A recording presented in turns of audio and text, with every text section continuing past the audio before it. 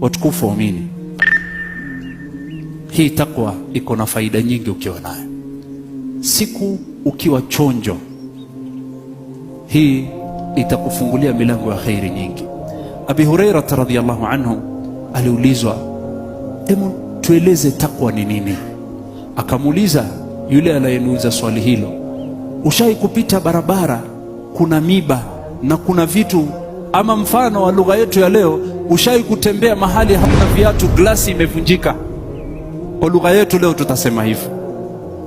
Hebu fikiria taswira hii, kikombe, glasi imevunjika na hauna viatu, watakikana upite, utapita vipi? Amuuliza, wewe ushai kupita ardhi ambayo lazima uvuke na iko na miba? Akasema naam. Utafanyaje? Asema nitajichunga, niangalie niweke wapi mguu wangu. Ambaye hiyo ndo takwa. Wajichunga kila unapotembea duniani, wajichunga, wajiepusha na sehemu ghadhabu ya Allah isikufikie. Usije ukaangukia mambo ambayo Allah haridhii, na usije ukaacha kufanya yale ambayo Allah amekuamrisha. Hiyo ndo maana ya takwa.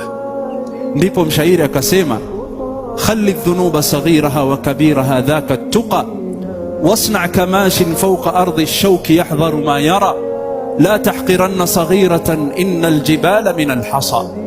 Ndo mshairi akatunga maneno aliposikia maneno ya Abi Hurairah, akasema epukana na madhambi makubwa na kwa madogo, dhaka tuqa, huko ndo kuwa na takwa. Najifanye mfano wako mtu anayetembea kwenye ardhi iliyokuwa na miba, unavyojichunga na yale ambayo unayoyaona.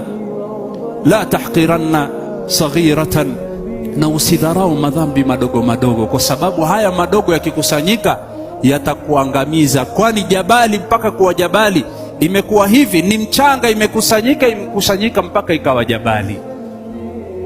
Kama vile jabali imeanza na mchanga, nyingi zimekusanyika, kadhalika madhambi madogo wayapuuza. Ukiona ni madogo na madogo, yanakusanyika na yanakuangamiza.